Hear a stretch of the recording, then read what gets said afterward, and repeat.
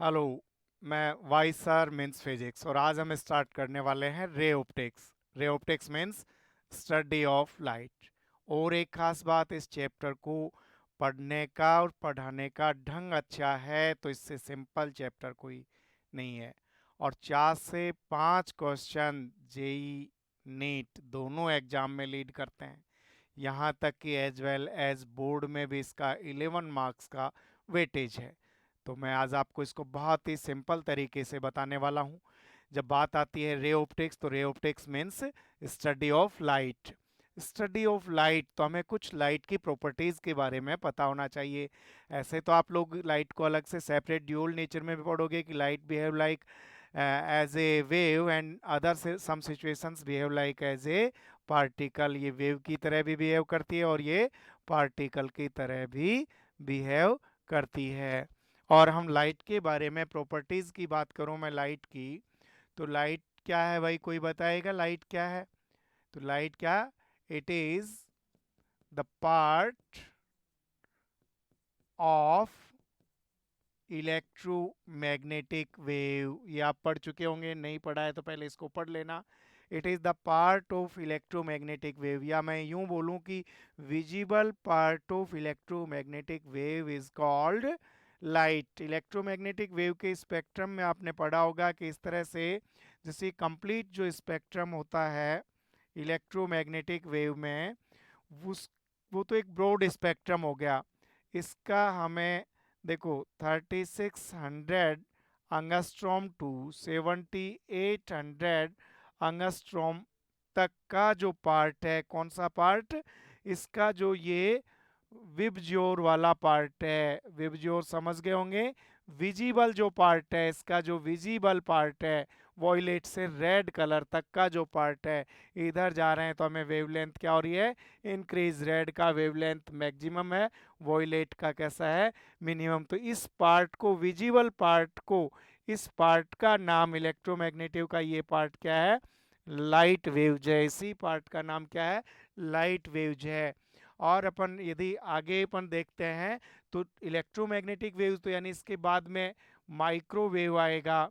Microwave के बाद infrared wave भी है और रेडियो वेव्स भी है। इनकी वेव लेंथ के हिसाब से इनको डिवाइड कर रखा है। जैसे ये जो माइक्रोवेव है 10 की पावर 3 नैनोमीटर तक की होती है, इनका वेवलेंथ 10 की पावर 5 नैनोमीटर तक होता है, और ये 1 to 10 की पावर 3 मीटर तक हो सकती हैं।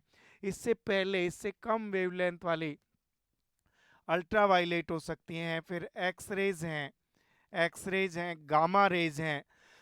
यहाँ ये 1 नैनोमीटर के ऑर्डर की होती हैं, ये 10 की पावर 3 नैनोमीटर के ऑर्डर की होती हैं, ये 10 की पावर 5 नैनोमीटर के ऑर्डर की होती हैं। तो ये कंप्लीट यहाँ से गामा रेज से रेडियो वेव्स तक तो इलेक्ट्रोमैग्नेटिक वेव स्पेक्ट्रम हो गया। और इसका विजिबल पार्ट, विबज्योर पार्ट क्या है, लाइट है। लाइट जो है, इसमें दो पार्ट होते हैं, electric field and magnetic field vector. और ध्यान रहे, दोनों एक दूसरे के परपेंडिकुलर होते हैं, also perpendicular to propagation of light. Propagation of light, ये संचरण, लाइट जिस डायरेक्शन में जा रही है उसके भी परपेंडिकुलर होते हैं। ठीक है, उसके भी परपेंडिकुलर रहेंगे ये। तो इसमें और ई और बी हमेशा 1:1 में। ये तो अपन इंफॉर्मेशन ले रहे हैं, अभी रे ऑप्टिक्स नहीं बता रहा हूं मैं, लाइट की बात बता रहा हूं, क्योंकि रे ऑप्टिक्स में हम लाइट की स्टडी करने वाले हैं। तो पहला ही पॉइंट आपके दिमाग में आ जाना चाहिए, it is the visible part of light. और विजिबल का मतलब वॉयलेट से रेड पार्ट वाला 3600 to 7800 एंगस्ट्रॉम वाला जो पार्ट है, ये क्या है, लाइट है। इसकी लाइट की स्पीड ऑफ लाइट की बात करें, speed of light in vacuum, ध्यान रहे, speed of light in vacuum जो हम ये लेते हैं 3 × 10⁸, ये स्पीड किस में है, वैक्यूम में है। मीडियम चेंज हो जाएगा तो स्पीड में भी चेंज, वेवलेंथ में भी चेंज। और इसका रिलेशन भी आपने वहां पढ़ा होगा, म्यू इक्वल टू क्या होता है, C/V। सी यहाँ पे मीडियम में, ये रिफ्रैक्टिव इंडेक्स मीडियम पर, और ये किसी मीडियम में, सी जबकि किस में है, वैक्यूम में है। तो ये हम छोटी मोटी जानकारियां लाइट की रखते हैं, तो आप इसमें पढ़ोगे तो लाइट में हम कुछ इंसिडेंट्स जैसे पढ़ने वाले रे ऑप्टिक्स में। लाइट की प्रॉपर्टी क्या पढ़ने वाले हैं, रिफ्लेक्शन, देन क्या पढ़ेंगे, रिफ्रैक्शन। तो आज हम पढ़ने वाले हैं रिफ्लेक्शन। और रिफ्लेक्शन का आपका आइडिया होगा कि वस्तुएं चमकीली दिखाई देती हैं, ब्राइट दिखाई देती हैं, तो रीजन क्या है इसका, रिफ्लेक्शन। जहां से वेव यानी लाइट रे टकरा के वापस आ जाए उसको हम क्या बोलेंगे, रिफ्लेक्शन बोलेंगे। अब बार बार हमारे पास एक पॉइंट आएगा, क्या पॉइंट आ रहा है बच्चों, रे। तो व्हाट इज द रे, तो देखो जब मैं बात करूंगा कि व्हाट इज द रे, इसकी बात करेंगे रे, तो हम क्या बोल सकते हैं, straight line path, straight line path of light is called ray, straight line path of by light, या a path traveled by light is called ray। कहीं अपने बात दिमाग में ये भी आती है, क्या लाइट वास्तव में, लाइट का पाथ क्या स्ट्रेट लाइन होता है, क्या लाइट का पाथ वास्तव में स्ट्रेट लाइन होता है। तो मैं आपको बता दूं कि जो लाइट का पाथ है वो एक्चुअल में स्ट्रेट लाइन नहीं होके वेव नेचर में जाते हैं तो थोड़ा सा इस तरह से रहता है, लेकिन इसका वेव लेंथ है बहुत कम। अपन ने देखा ना, देखो एंगस्ट्रॉम का मतलब -10 मीटर, तो इतना कम होने से वो कैसा दिखाई देता है, स्ट्रेट लाइन। ये हम ड्यूल नेचर में समझेंगे। तो अब सीधे अपने पॉइंट पर आ जाते हैं, रिफ्लेक्शन। व्हाट इज रिफ्लेक्शन, इसमें हमने रे यूज किया, तो ये रे का मतलब अपने पास पाथ से है, कई जगह बीम यूज करेंगे तो बंडल ऑफ लाइट रेज को क्या बोलेंगे, बीम ऑफ लाइट बोलेंगे। थोड़ा सा मैं इसके बारे में और बता दूं कि लाइट वेव्स में देखो अपने पास किस तरह की रे लेते हैं। ये हमने जैसे एक कॉन्वेक्स लेंस में इसका नेचर बता रहा हूं, यहाँ पे लाइट सोर्स है, इससे इस तरह से ये लाइट रेज जा रही हैं। तो यहाँ पे लाइट रेज यदि फैल रही हैं तो इनको डाइवर्जिंग, डाइवर्जिंग टाइप रेज बोलेंगे, डाइवर्जिंग बीम है ये। अब यहां से यदि ये यहां से देखो एक दूसरे के पैरेलल हो रही हैं तो ये जो है इनको हम कहेंगे पैरेलल रे, पैरेलल बीम कह सकते हैं, पैरेलल बीम कह सकते हैं। और जब इस लेंस में से वापस ये इस तरह से किसी पॉइंट पर कलेक्ट हो रही हैं तो हम ये आ रही हैं तो इनको क्या बोलते हैं, कन्वर्जिंग टाइप। क्या बोलते हैं बच्चों, कन्वर्जिंग टाइप। तो ये एक सिंपल नॉलेज आपको बताया है कि यहाँ से फैल रही हैं, डाइवर्ट हो रही हैं, डाइवर्जिंग टाइप, ये पैरेलल हैं, और इकट्ठा हो रही हैं, ये कैसी हैं, कन्वर्जिंग टाइप हैं। तो अब आप अपना नोटबुक लेके तैयार हो जाइए, जो रे ऑप्टिक्स में आपको पढ़ना है वो समझना है हमें, रिफ्लेक्शन। तो नेक्स्ट टॉपिक में ले रहा हूं reflection, reflection.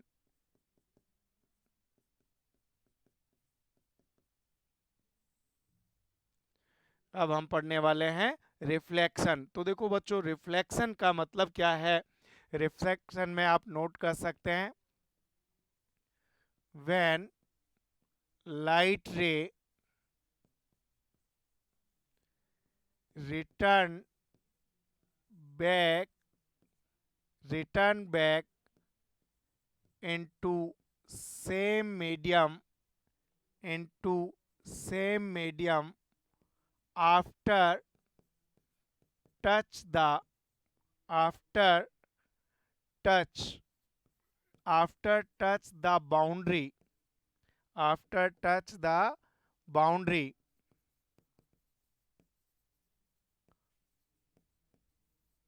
after touch the boundary of separating medium, after touch the boundary of separating medium, जहां से सेपरेशन हो रहा है वहां से यदि लाइट रे टकरा कर वापस से मीडियम में आ जाती है तो इस इंसिडेंट को क्या बोलेंगे हम, रिफ्लेक्शन बोलेंगे। राइट रे हमने क्या लिखा, व्हेन लाइट रे return back into same medium, तो इसको हम क्या बोलेंगे, रिफ्लेक्शन बोलेंगे।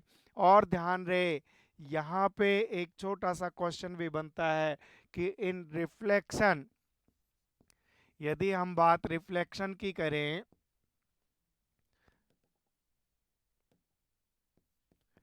रिफ्लेक्शन, तो यहाँ पे देखो स्पीड ऑफ लाइट की बात करें, वेवलेंथ की बात करें,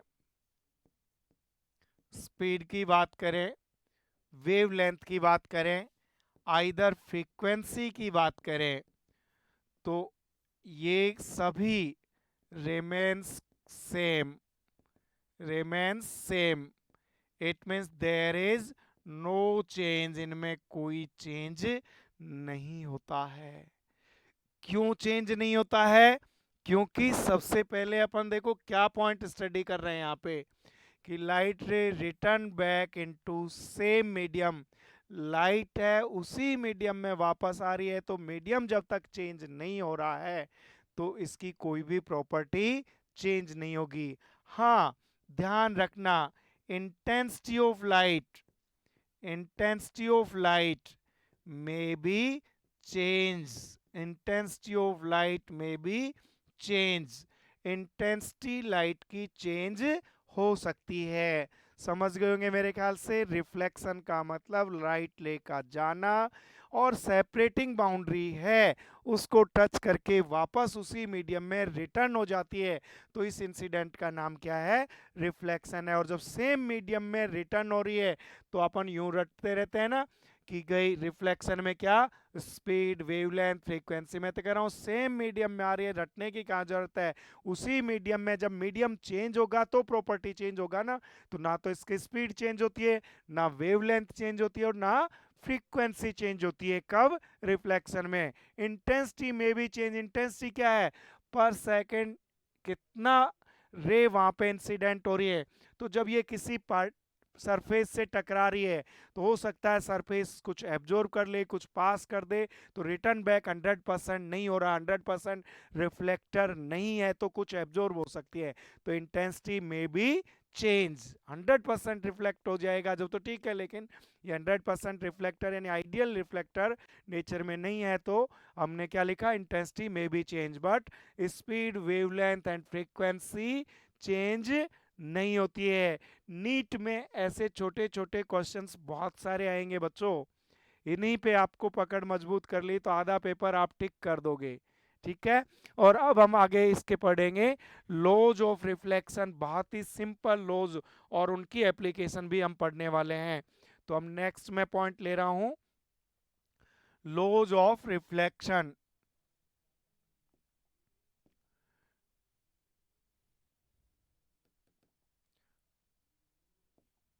लॉज ऑफ रिफ्लेक्शन,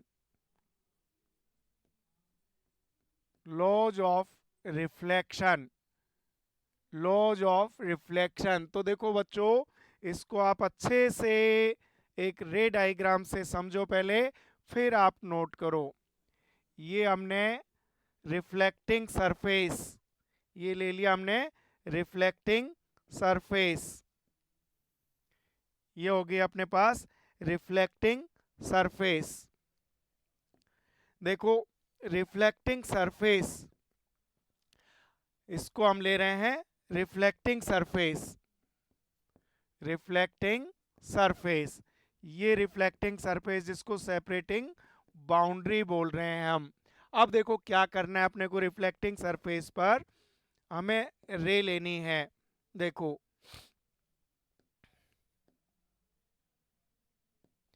ये हमारे पास कोई इंसिडेंट रे है, ये होगी इंसिडेंट रे, और जहां पे इंसिडेंट हो रही है ये पॉइंट ऑफ इंसिडेंस हो गया। देन यहां से ये सेम मीडियम में यहां से रिटर्न होती है, ये सेम मीडियम में रिटर्न हो गई, और इस पॉइंट ऑफ इंसिडेंस पर मैं डाल रहा हूं नॉर्मल परपेंडिकुलर, यहां मैंने डाल दिया है परपेंडिकुलर। तो अब आप देखिए कि अपने पास ये जो रे थी, देखो यहां से जो रे आई ये कौन सी है? Incident ray. ये कौन सी है? Incident ray. ये जो हो गया पॉइंट ऑफ इंसिडेंस, ये क्या है बच्चों? Point of incidence, point of incidence. Point of incidence जहां पे रे आके इससे टकराई है, और ये हमने 90 डिग्री, इट मींस परपेंडिकुलर, ये क्या हो गया नॉर्मल, ये क्या हो गया नॉर्मल। यहां से ये वापस सेम मीडियम में रिटर्न हो गई, इस रे को क्या बोलेंगे हम, रिफ्लेक्टेड रे। ये क्या है बच्चों, रिफ्लेक्टेड रे, ये क्या है रिफ्लेक्टेड रे। और रिफ्लेक्टेड रे में आप देखो यहां जो ये एंगल बना अपने पास किसका, angle made by incident ray with normal, इसको एंगल ऑफ इंसिडेंस क्या बोलेंगे, एंगल ऑफ इंसिडेंस आई। और angle made by reflected ray इसको बोलेंगे आर, एंगल ऑफ रिफ्लेक्शन। यहां पे ये क्या है भाई, ये है एंगल ऑफ इंसिडेंस, आपतन कोण बोलते हैं इंसिडेंस एंगल। और आर ये क्या है, angle of reflection, angle of reflection, इसको क्या बोलेंगे, एंगल ऑफ रिफ्लेक्शन। तो ये आपके बात समझ में आ गया सारा, आप अच्छे से डायग्राम बना लो। तो लॉज देखो सिंपल, इसका आपने देखा incident ray, reflected ray, normal at point of incidence, all in same plane. Same plane का मतलब समझ गए, सभी ये जो रे है, ये जो रे है इसी प्लेन में है बच्चों, कोई इस तरह से थोड़ी ना जा रही है, नहीं जा रही ना, सबके सब किस प्लेन में, इसी प्लेन में है। देखो इस तरह से ये सब की सब देखो इस एक ही प्लेन में है, that is the first law of reflection. तो आप नोट कर लीजिए फर्स्ट लॉ ऑफ रिफ्लेक्शन, आप नोट कर सकते हो क्या बच्चों, कि देखो क्या नोट कर लिया हमने, पहला लॉ अपन नोट करा रहा हूं मैं, आप लिख सकते हो क्या, देखो incident ray, incident ray, reflected रे, रिफ्लेक्टेड रे and normal at the point of incidence, at the point of incidence all lies in same plane, all lies in same plane, incident ray, reflected ray and normal on point of incident all lies in same plane, ये सबके सब same plane में, this is called first law of reflection, इसी को क्या कहेंगे, first law of reflection कहेंगे। अब मैं बात करूं सेकंड लॉ की, तो second law, angle of incidence i equal to angle of reflection i equal to r. जो ये अपना एंगल ऑफ इंसिडेंस है ये हमेशा किसके इक्वल रहेगा, एंगल ऑफ रिफ्लेक्शन के इक्वल रहेगा। तो बस इतना सा ही तो है कि incident ray, normal and reflected ray at on the point of incident all lies in same plane and i always equal to r, this is law of reflection. और एक खास बात कि हमने प्लेन सरफेस के लिए लिया है, यदि हम ये इस तरह से कर्व सरफेस के लिए भी लेते कि हमारे पास ये स्फेरिकल सरफेस है, तो यहाँ भी अपने पास कोई ये नॉर्म इंसिडेंट रे होगी, ये अपने पास रिफ्लेक्टेड रे होगी और ये हो गया नॉर्मल, तो आई इक्वल टू आर, तो भी ये लो, it means these laws applicable as well as plane surface as well as spherical surface. जैसे प्लेन के लिए लागू होते हैं वैसे ही स्फेरिकल सरफेस के लिए भी लागू होते हैं। तो दो लॉ आप अच्छे से पढ़ सकते हो, फर्स्ट तीनों रेज का और दूसरा angle of incidence equal to angle of are.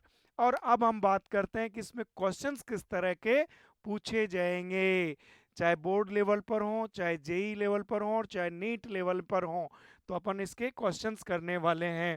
तो यहाँ पे देखो क्वेश्चंस क्या क्या पूछ रहे हैं बच्चों, देखो यहां अपन लेने वाले हैं क्वेश्चंस, एक यहां पे पूछेगा क्वेश्चन डेविएशन पर, डेविएशन, डेविएशन यानी change in path of incident ray after reflection. Deviation क्या है? Change in path of incident ray after reflection. After reflection, reflection होने के बाद चेंज इन पाथ ना बोल के मैं तो कहता हूं कि आप इसको सही बोलो, change in direction of path of incident ray. इसकी डायरेक्शन में कितना चेंज होता है उसको क्या बोलेंगे? डेविएशन बोलेंगे। देखो किस तरह से, देखो आपके पास ये, मेरे पास अभी मैं ले रहा हूं, देखो ये हम ले रहे हैं यहां पे सरफेस, ये ले ली हमने सरफेस। अब देखो इस पर, ये तो रिफ्लेक्टिंग सरफेस ले ली, ये ले ली हमने रिफ्लेक्टिंग सरफेस, रिफ्लेक्टिंग सरफेस ले ली, ठीक है। अब हमें क्या पढ़ना है? डेविएशन। अब देखो यहाँ पे पॉइंट अपन क्या करते हैं, वापस रे डायग्राम लेते हैं।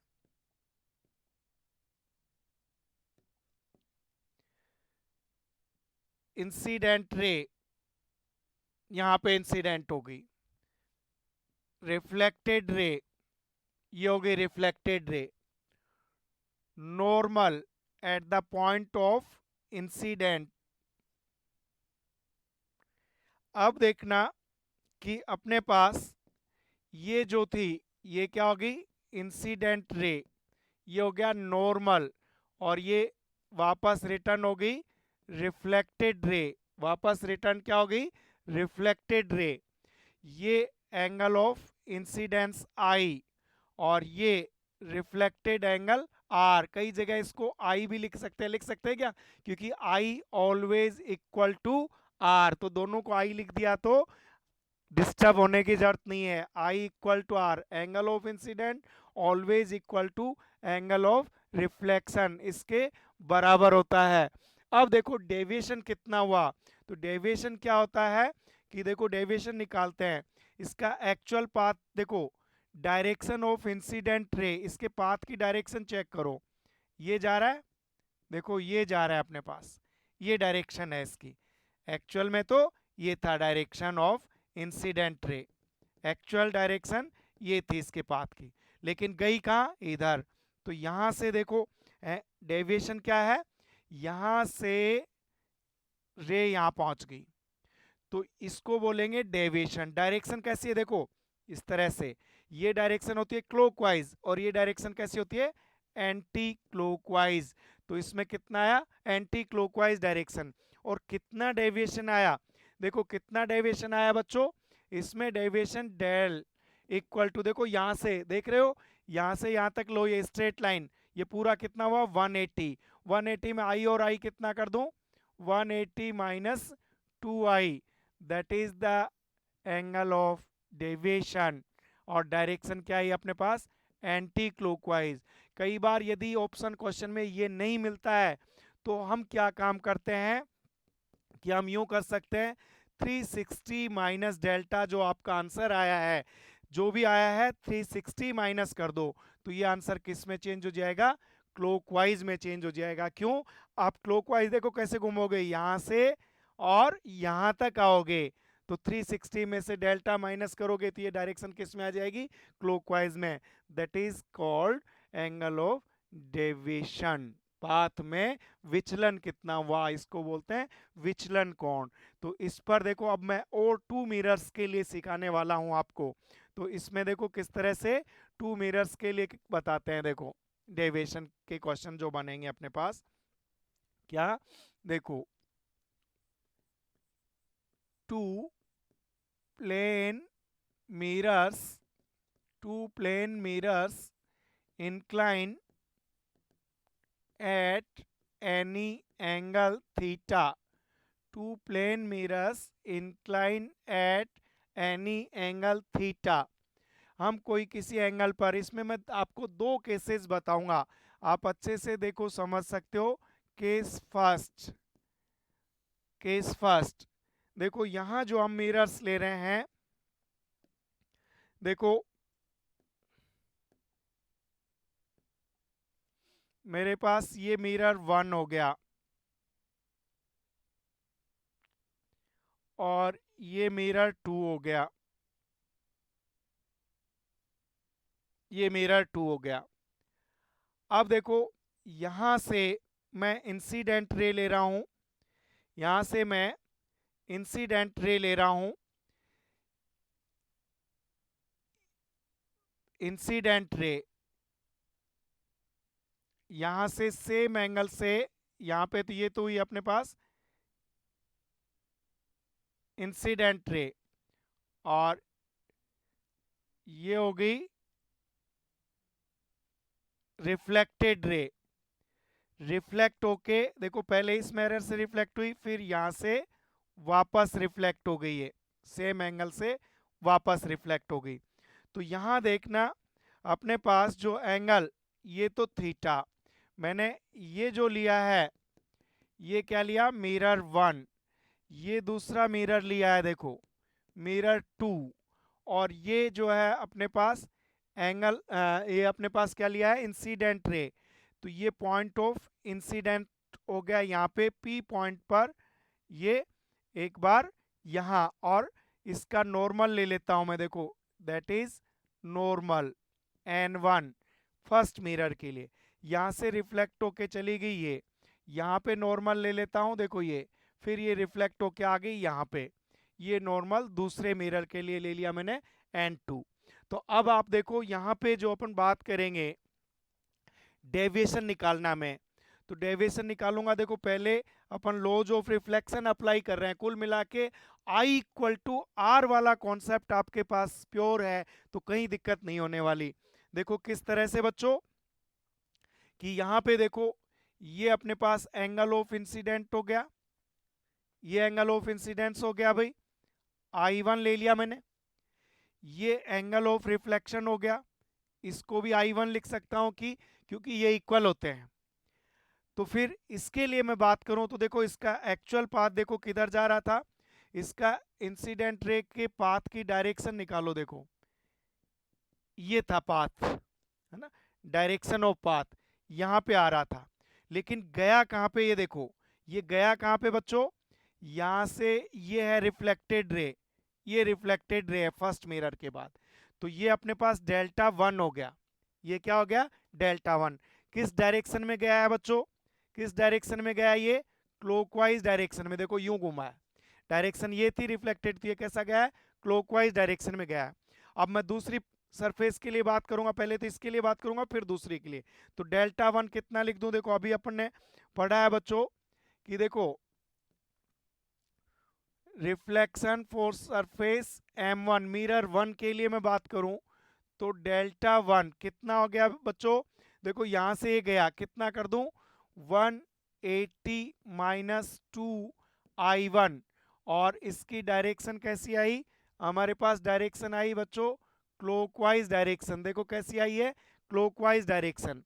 अब मैं मिरर 2 पर आता हूं, आप ध्यान देना, देखो मिरर 2 के लिए ये इंसिडेंट रे होगी, इसका पाथ चेक करो किधर जा रहा है, ये पाथ हो गया इसका, और देखो रिफ्लेक्ट होके यहाँ आई, तो यहाँ से पाथ तो ये था, देखो रिफ्लेक्ट होके जो आई है इसको चेक करो, ये रिफ्लेक्ट होके यहाँ से यहाँ पे आई है, तो that is lambda 2। Direction check करो, देखो इस तरह से, ये तो ऐसे जा रही थी क्लॉकवाइज, और ये कैसे जा रही है, एंटी क्लॉकवाइज, ये कैसा जा रहा है भाई, एंटी क्लॉकवाइज, ये डायरेक्शन अपने पास कैसी थी, क्लॉकवाइज, ये डायरेक्शन कैसी है, एंटी क्लॉकवाइज।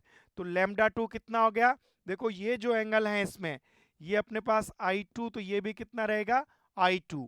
तो अब मैं दूसरा जो पॉइंट ले रहा हूं बच्चों, ये देखो सेकंड पॉइंट के लिए, किसके लिए, फॉर सरफेस M2 के लिए, मिरर M2 की बात करूं तो डेल्टा 2 हो गया 180 माइनस 2I2, 180 माइनस 2I2, लेकिन डायरेक्शन कैसी होगी, एंटी क्लॉकवाइज।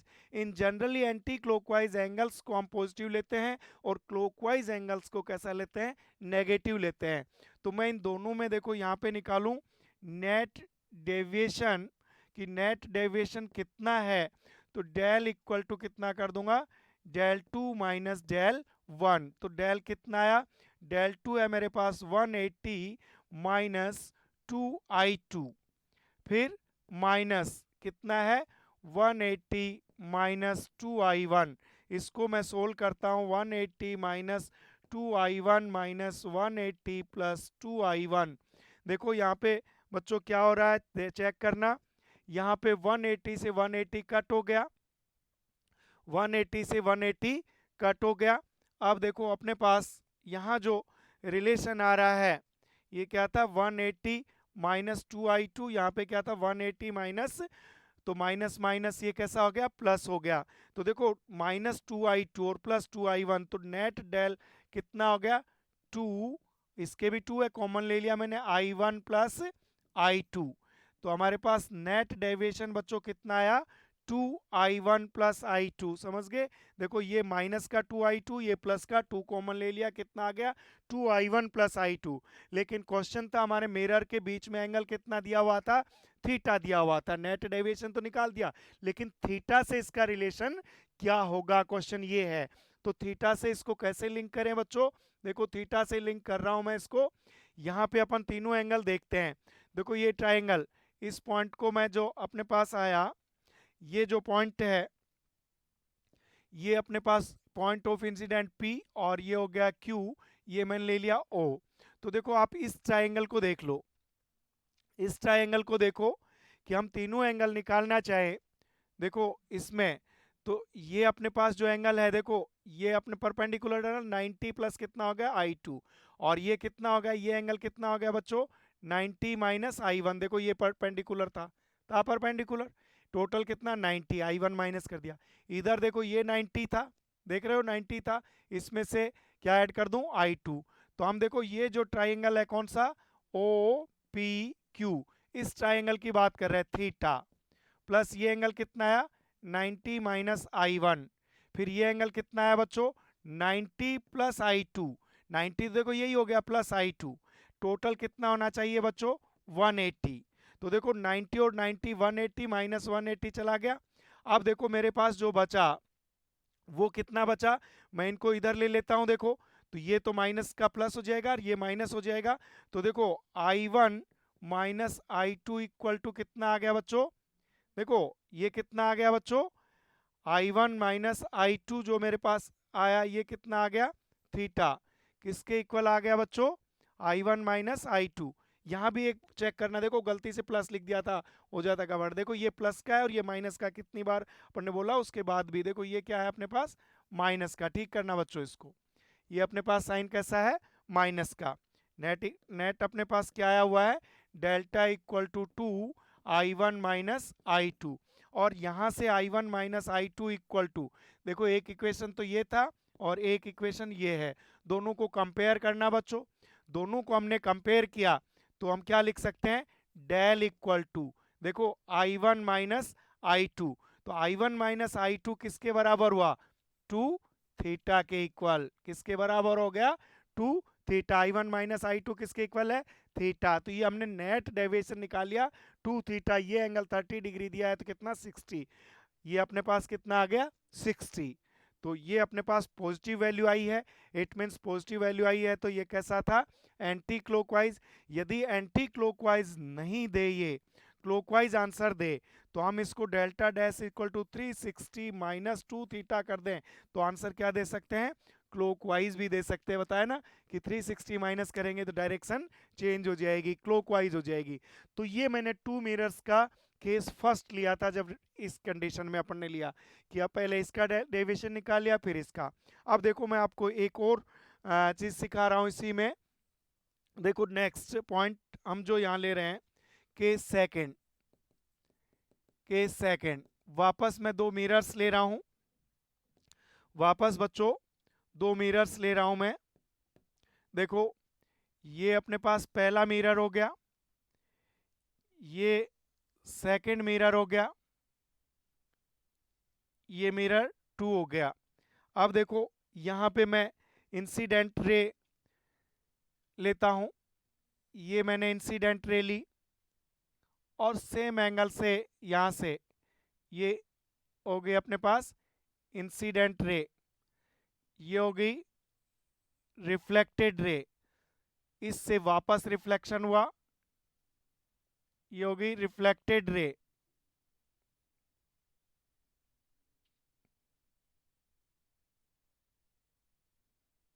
और यहां से ये फिर इधर रिफ्लेक्ट हो गई।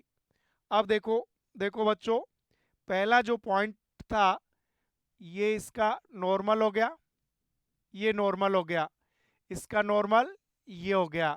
अब आप चेक कर सकते हैं, देखो ये अपने पास इंसिडेंट रे था किस पर, मिरर वन पर, देखो ये मिरर वन पर इंसिडेंट रे था और ये इस पर नॉर्मल था, तो ये एंगल I1 ले रहा हूं, तो ये रिफ्लेक्शन के साथ भी कितना ले लिया, I1 ले लिया, सेम है। वापस इस P पॉइंट पे रिफ्लेक्शन के बाद अब फिर Q पॉइंट पर रिफ्लेक्शन हुआ, तो इसके लिए ये इंसिडेंट एंगल हो गया I2 और ये रिफ्लेक्टेड एंगल इसके बराबर क्या ले लिया हमने, I2 ले लिया। इनके बीच एंगल, दोनों मिरर्स के बीच में वापस हमने क्या ले लिया, थीटा ले लिया। लेकिन देखो इसमें सिचुएशन चेंज हो गई है पहले से, अब मुझे डेविएशन निकालना है। तो देखो बच्चों, इसका एक्चुअल पाथ देखो, इंसिडेंट रे का ये पाथ जा रहा है अपने पास, ये इसका एक्चुअल पाथ है, लेकिन गई कहाँ वो चेक करो कि ये गई कहाँ पे, इस रे से यहाँ पे गई है, देखो यहाँ पे गई है, इट मीन्स ये डेल वन हो गया। डायरेक्शन कौन सी है बच्चों, डायरेक्शन कौन सी है, ये डायरेक्शन आ गया अपने पास क्लॉकवाइज डायरेक्शन में। तो ये अपने पास डेल वन में लिखना चाहूँ मिरर वन के लिए, तो डेल वन कितना हो गया बच्चों, 180 माइनस 2I1, और डायरेक्शन कितनी हो गई इसकी, क्लॉकवाइज डायरेक्शन में हो गया। दूसरा हम देखें तो देखो ये इसके लिए इंसिडेंट रे है, इसके पाथ को चेक करो, देखो आगे ले जाओ इसको, और इसके पाथ से रिफ्लेक्टेड रे फाइनल ये है, तो यहाँ से देखो डेविएशन कितना हुआ, आप चेक करो वापस, यहाँ से ये पहुंची यहाँ पे, तो देखो ये भी कैसा आ रहा है, क्लॉकवाइज। लैम्डा टू भी अपने पास क्या आ रहा है बच्चों, क्लॉकवाइज। तो दूसरा मिरर टू पर जब हम रिफ्लेक्शन देखा तो लैम्डा टू कितना आया, 180 माइनस 2I2, और ये भी कैसा आया, क्लॉकवाइज आया। तो दोनों का नेट डेविएशन देखो, नेट डेविएशन मैंने निकाला, तो देखो 180 minus 2I1 plus 180 minus 2I2, ध्यान दिया वहां पे मैंने माइनस किया था delta two minus delta one, यहाँ पे क्या किया है, delta one plus delta two. क्यों किया है बच्चों, क्योंकि दोनों की डायरेक्शन कैसी है, क्लॉकवाइज की, दोनों ऐड हो गए। तो यहाँ पर देखो क्या रिलेशन आया अपने पास, 180 और 180 हो गए 360 माइनस 2I1 प्लस I2, ये हमारे पास नेट डेविएशन आ गया। और किस डायरेक्शन में आ गया, ये क्लॉकवाइज डायरेक्शन में, किस डायरेक्शन में आ गया, क्लॉकवाइज डायरेक्शन में। अब थीटा के साथ क्या रिलेशन है, तो वापस चेक करो, देखो ये थीटा बच्चों कितना हो गया, देखो यहाँ तक 90 है, तो ये हो गया 90 माइनस I2, और देखो यहाँ तक 90 है तो ये हो गया 90 माइनस I1। तो देखो इस ट्राइंगल में theta plus 90 minus I1 plus 90 minus I2 equal to 180। देखो एंगल चेक करो इस ट्राइंगल में, OPQ में, OPQ में, तो यहाँ पे देखो 90 और 90 हो गए 180, और थीटा इक्वल टू आ गया अपने पास, थीटा इक्वल टू क्या है बच्चों, देखो थीटा इक्वल टू, इनको उधर ले जाओ, I1 plus I2, I1 plus I2। तो एक तो ये इक्वेशन था, एक चार, तीन और चार को कंपेयर करो तो नेट डेविएशन हमारे पास आया ये 360 माइनस I1 प्लस I2 को क्या लिख दिया, थीटा और 2 थीटा, और इसका डायरेक्शन कैसे आने वाला है बच्चों, क्लॉकवाइज। यदि हमें ये ऑप्शन नहीं मिलता है क्लॉकवाइज, तो क्या तरीका बताया था, फिर हम 360 माइनस डेल्टा कर देंगे और क्या हो जाएगा, anti clockwise. It means 360 minus 360 plus 2 theta, ये कैंसिल हो गया, तो अपन डेल्टा इक्वल टू 2 थीटा किस डायरेक्शन में आ गया, एंटी क्लॉकवाइज डायरेक्शन में आ गया। तो इस तरह से आज अपन ने डेविएशन निकालना सीखा, किसके लिए, रिफ्लेक्शन के लिए। तो सब जगह देखो फॉलो क्या हुआ, आप तो रिफ्लेक्शन लो को, कि एंगल आई इक्वल टू हमेशा क्या रहेगा, आर रहेगा। तो हम आई वन ले लिया, आई टू ले लिया, दो सरफेस के लिए सीख लिया। इस पे अब बहुत सारे क्वेश्चन अपन आगे करने वाले हैं। एंगल निकालने वाले क्वेश्चन करने वाले हैं, थीटा निकालने वाले क्वेश्चन है। कई बार एंगल ऑफ इंसिडेंट दे दिया जाएगा, थीटा पूछा जाएगा, कभी कोई थीटा देख के अपने को आई और आर पूछे जाएंगे। फिर इन्हीं में हम आगे पढ़ने वाले हैं नंबर ऑफ इमेज की, कितनी इमेज बनेंगी। तो पहले हम इमेज फॉर्मेशन इससे सीखने वाले हैं। तो ये आज था अपना पहला लेक्चर इसका रे ऑप्टिक्स का रिफ्लेक्शन पर, और सेकंड लेक्चर इस जस्ट बाद में अपन अपलोड करने वाले हैं। Thank you so much, bye, have a nice day.